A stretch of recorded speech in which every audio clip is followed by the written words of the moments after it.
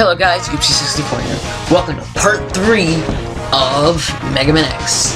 In the last part, we defeated both Storm Eagle and Spark Mandrill. And in this part, we will be going after the boss that I talked about previously in part 1, Flame Mammoth.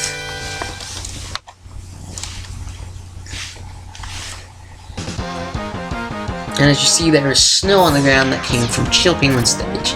And where you see here we're able to walk, this is originally lava. I will show you in the top corner once again what it looks like without the first defeated boss.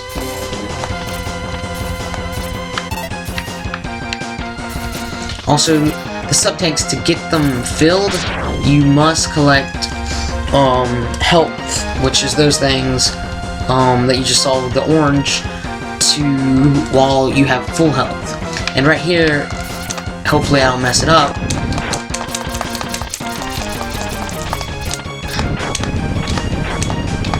Okay, good. But here's another capsule, which will be very helpful, possibly one of the most helpfulest ones, I guess. Yes, that's how you'd say it, helpfulest. The most helpful. This capsule contains a part which will increase the capabilities of your X-Buster. You can use it to fire all types of weapons.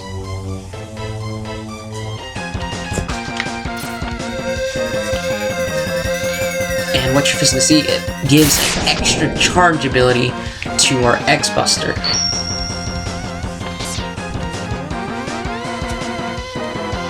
As you saw. But at the same time, it also gives us this. Well, it doesn't give us this, but this is what happens. I had promised this in the last part, but this is what happens if you use the Spark Mandrill ability while it hits a wall. Right there, it splits into two other pieces and goes up the wall. And at the same time, now we are able to charge our extra abilities to do that. This also works with Storm Eagles.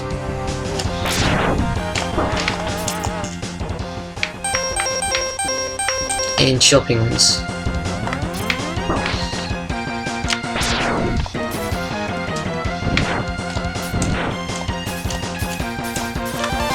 And here is our, I think, third heart capsule.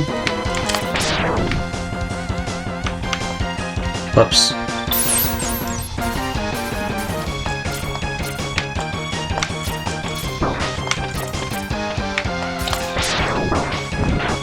There we go.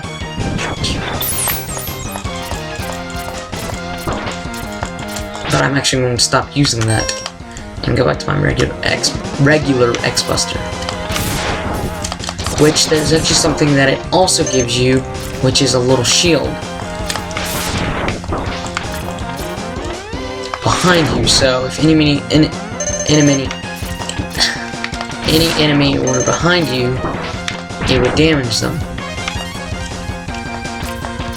Also, for walls like this, you can do this before even getting the head upgrade. You can easily destroy them with your feet. I don't understand why you can destroy them with your feet, but not your head. But, hey, it's Capcom's rules. Don't argue with them.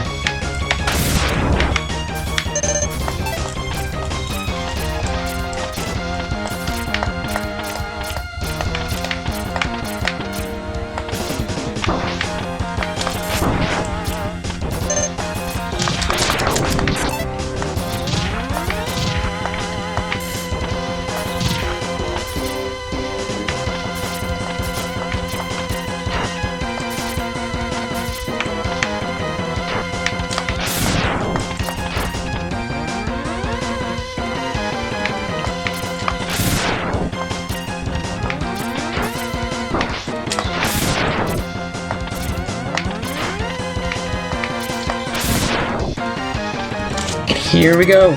Moving on to Flame Mammoth, is just behind that next door.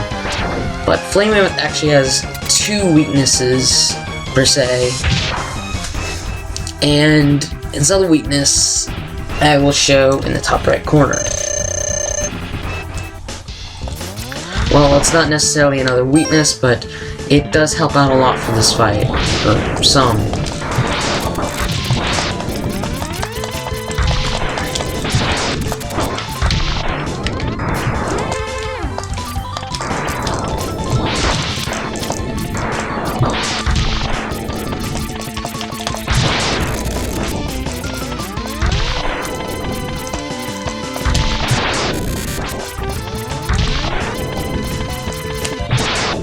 And yeah, he's defeated.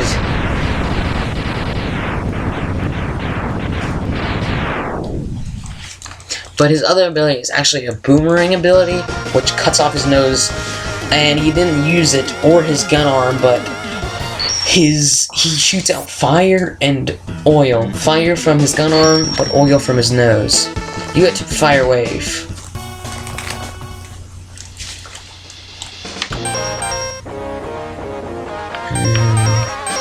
Okay. Next we're going to be going after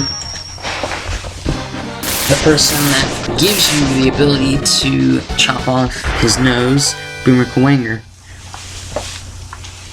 Which, I'm not sure if a kuwanger is an actual animal, because they're all supposed to be based off animals. Penguin, mammoth, eagle, mandrill. But I actually tried to look up a picture of a kuwanger and ended up finding no animal pictures. And I know it's usually a bad idea to do that in the first place, to look up pictures of anything, really. So...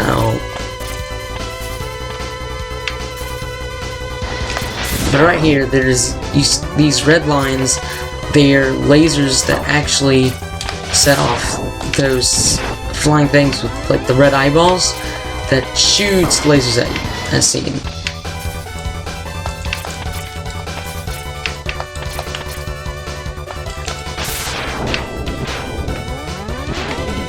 But with this pink charge, it makes it a lot easier to kill enemies.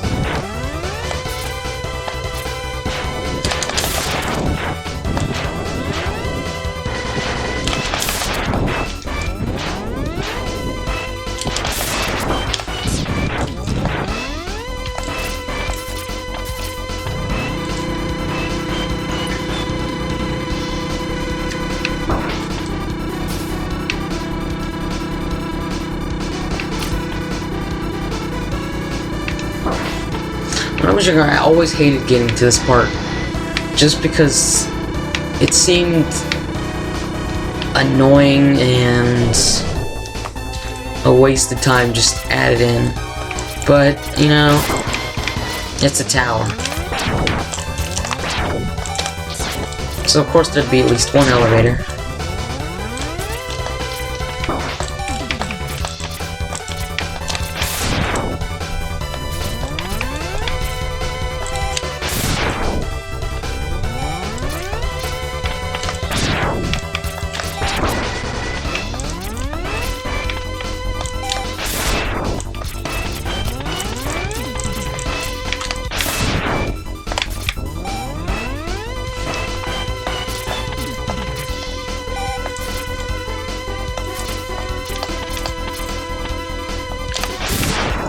And right here, there actually is two ways to get this next heart capsule. The first way is by using kuwanger's ability, which I'll show in the top right corner. The other way, which I messed up on, is by using the ice shotgun and doing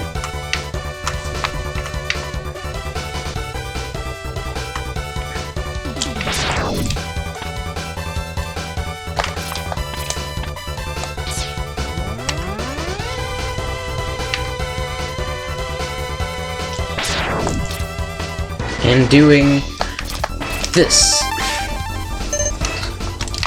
So using the ice ability is more frustrating, but you know, it's worth it if you don't feel like climbing all the way back up the stage, because that is something added on.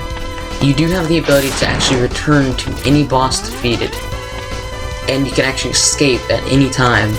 Any boss not defeated, and you're in the stage, or if you're in any stage of a boss that's not defeated, you cannot escape. You just have to kill yourself, basically. So.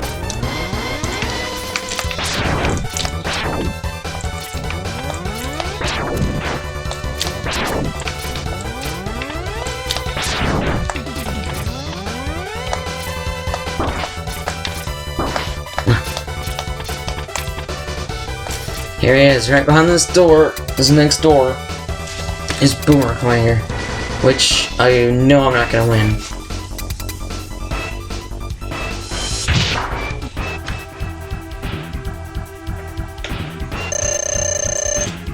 But here he is, faster than even Electman.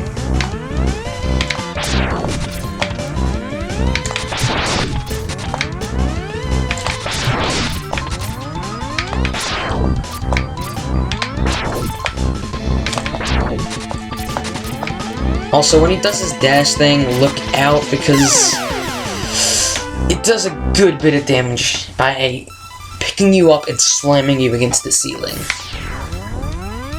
It is not something you want to be hit by.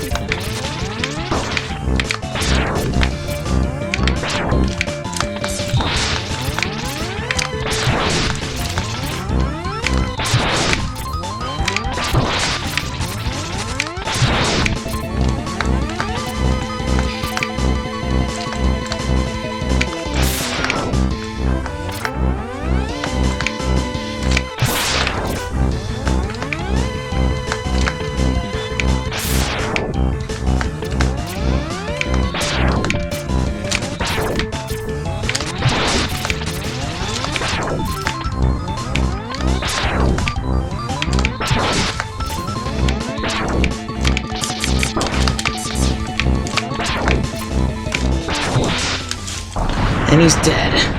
But that's it for this part, guys. I will see you next time. Bye.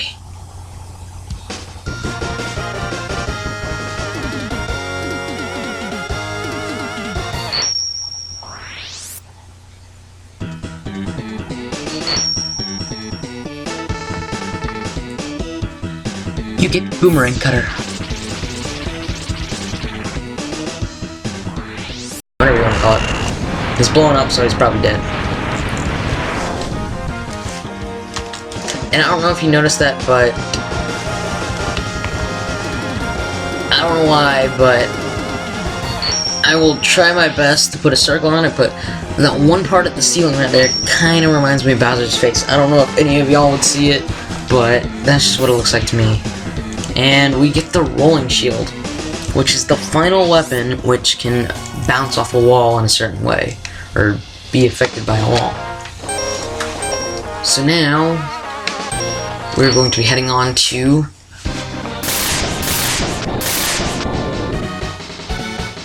Launch Octopus.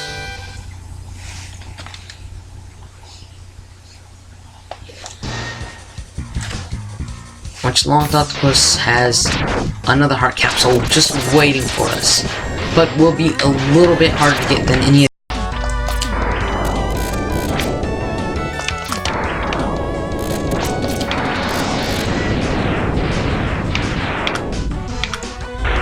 Oops. Okay. Here's the final capsule.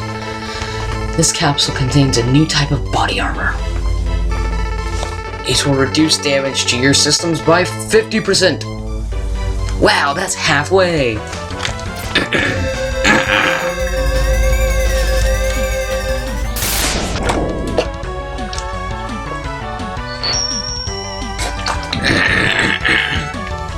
And here we are, the full upgraded armor. And this is the part I was talking about that has the head armor as useful.